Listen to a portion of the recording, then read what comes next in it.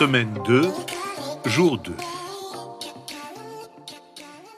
Bonjour et bienvenue à notre série d'études méditatives Dieu au quotidien sur la lettre de Jacques. Aujourd'hui, nous allons nous concentrer sur les versets 9 à 13 du chapitre 2. C'est notre deuxième étude sur ce chapitre.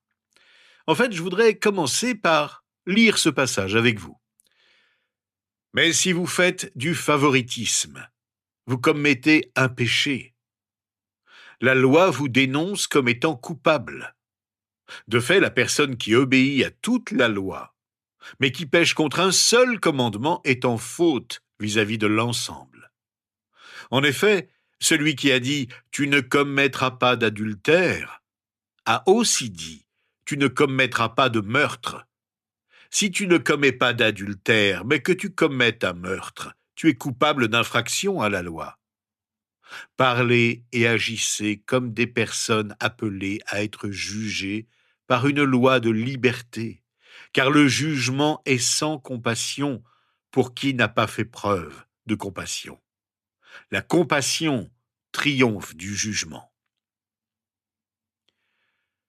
Si l'amour de Dieu pour nous est impartial, alors favoriser une personne plutôt qu'une autre, c'est vivre comme si l'Évangile ne nous avait pas transformés.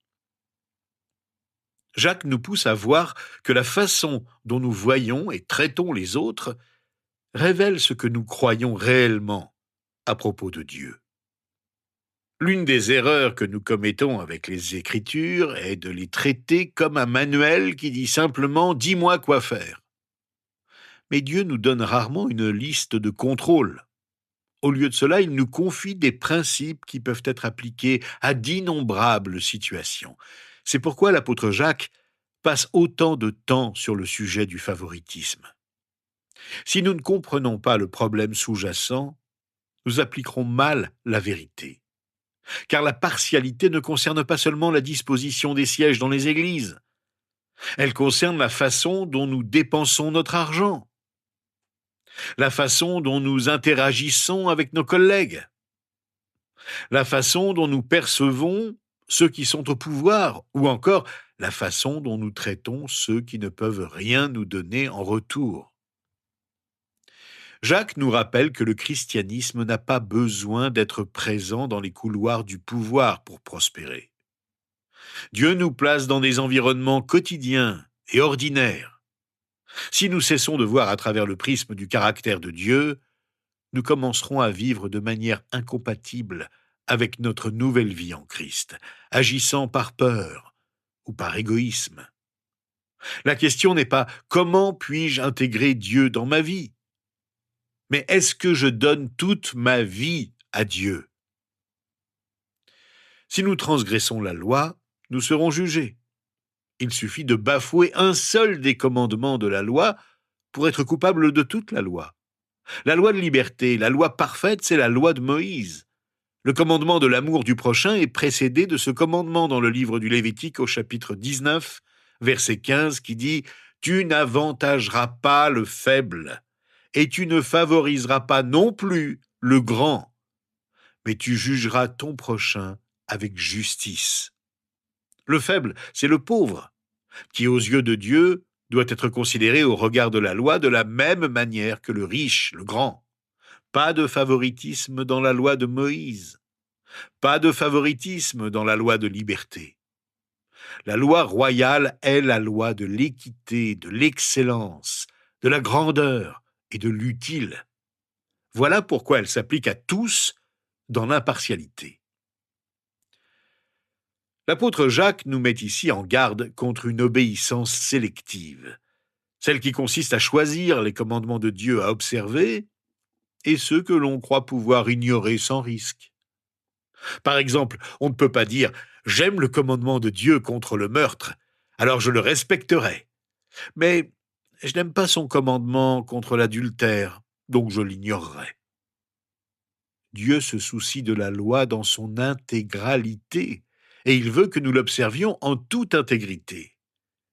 Les deux commandements sur l'adultère et le meurtre appartiennent à la deuxième partie des 10 commandements, relative au devoir envers le prochain. Si nous transgressons un seul commandement, nous nous rendons coupables à l'égard de tous. Jacques justifie ce jugement parce que tous les commandements de la loi émanent de Dieu. Et c'est sa volonté sainte tout entière qu'on foule aux pieds par cette violation, quel qu'en soit l'objet. En fait, si nous pouvons violer volontairement un seul point de la loi, nous pouvons aussi en violer un autre, et tous successivement, selon l'occasion.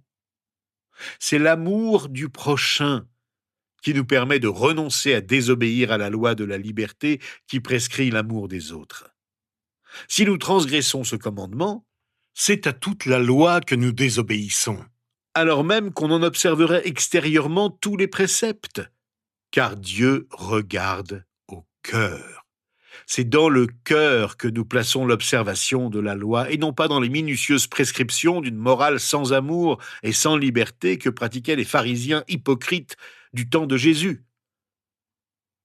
C'est la raison pour laquelle Jésus a tant critiqué l'attitude des pharisiens hypocrites, qui imposaient des règles inutiles au peuple et les privaient ainsi de la liberté que procure la loi royale. C'est pour plaire à Dieu que nous obéissons à la loi, et non parce que nous avons peur d'elle. Voilà pourquoi elle nous rend libres, car Dieu veut le meilleur pour nous.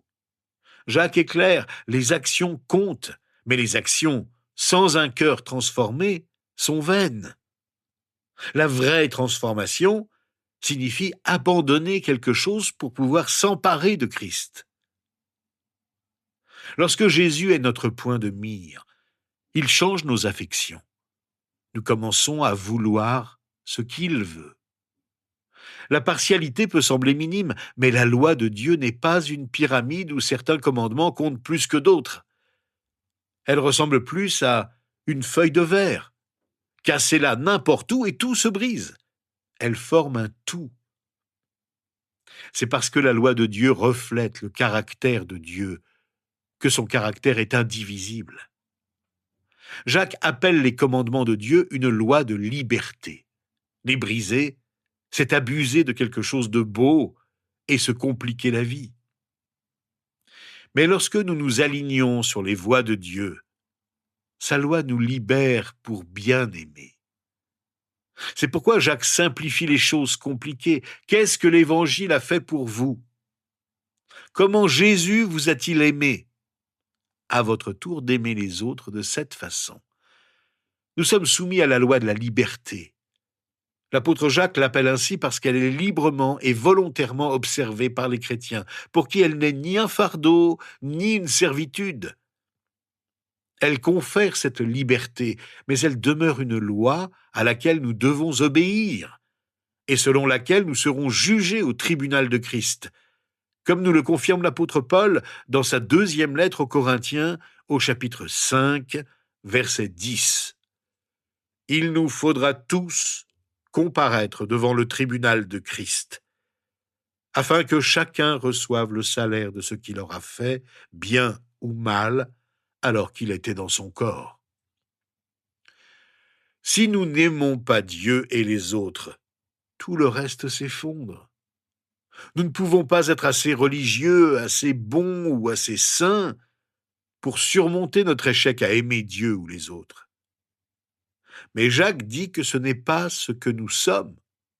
Nous sommes gouvernés par la liberté, et la loi de la liberté est la loi qui libère.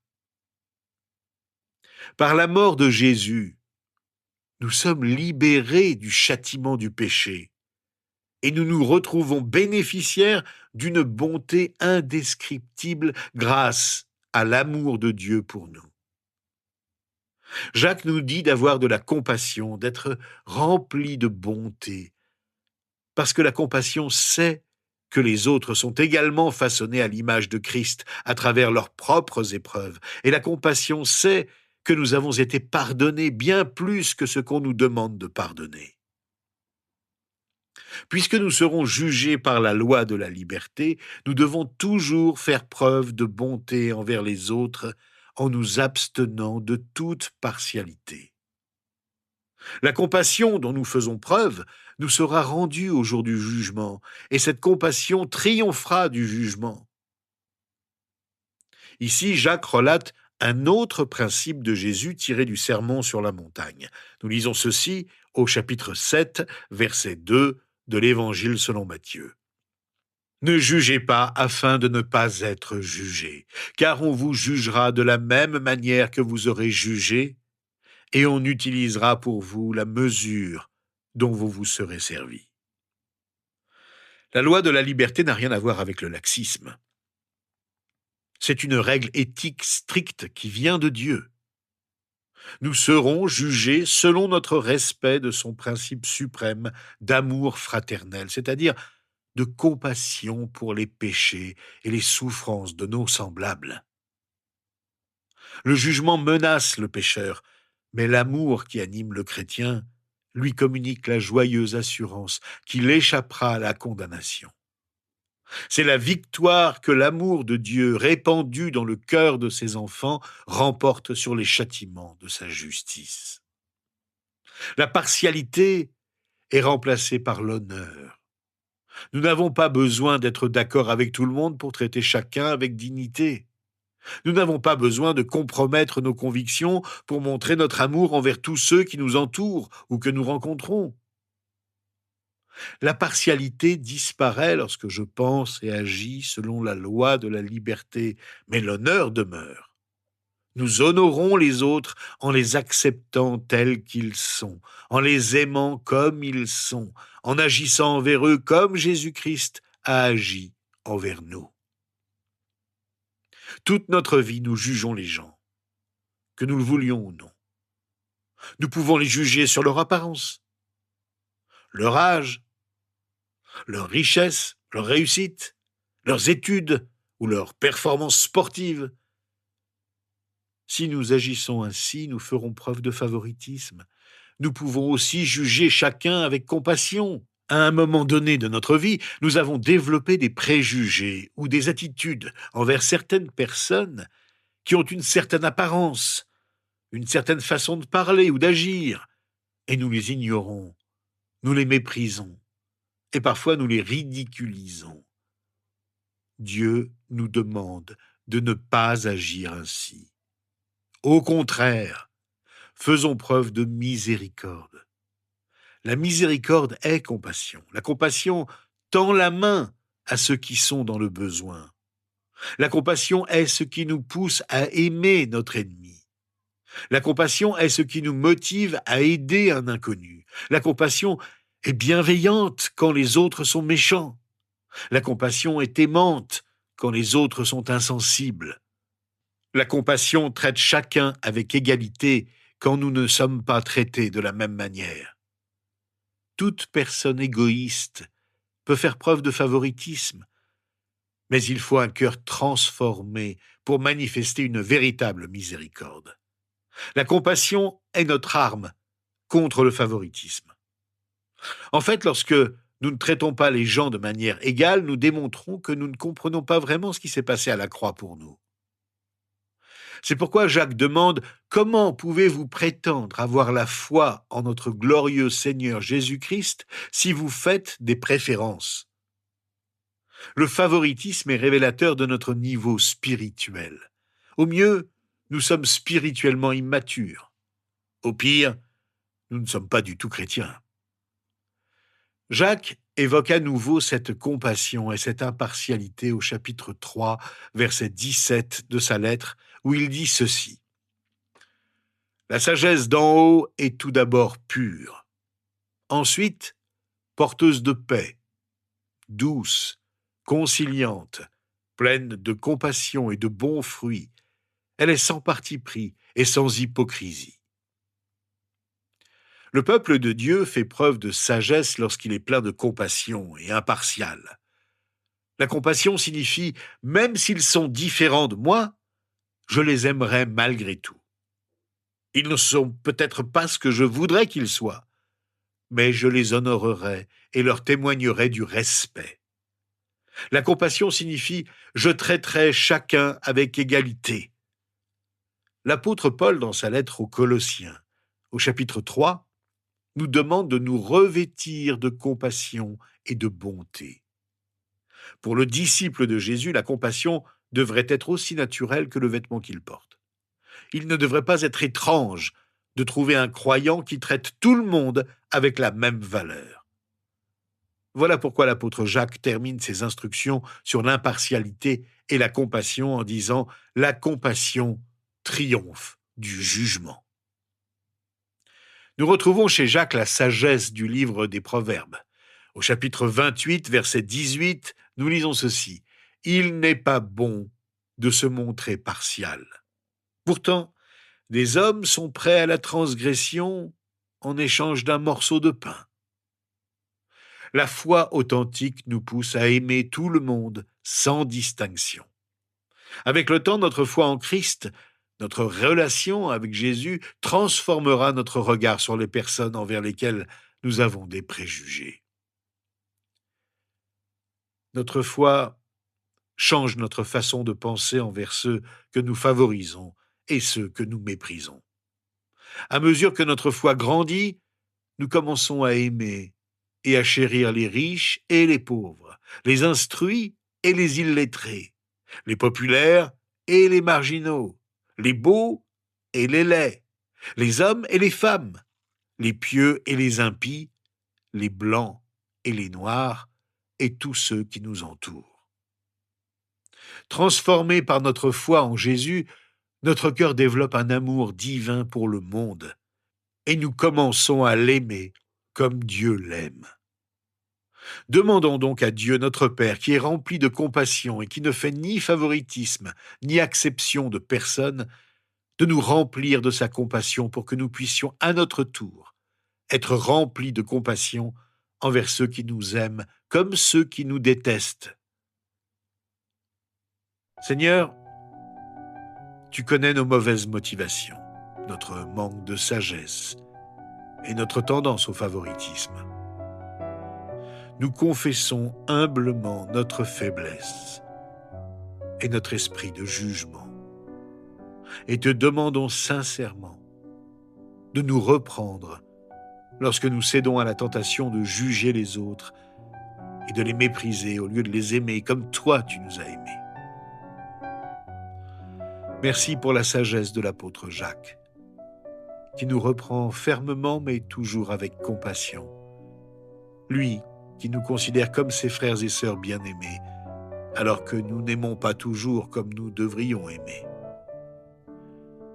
Permets que nous nous conformions à la loi de la liberté, ta loi sainte et parfaite, celle qui nous libère lorsque nous nous soumettons à elle. Apprends-nous à avoir horreur du mal et à aimer de plus en plus tes commandements en suivant l'exemple parfait de Jésus-Christ.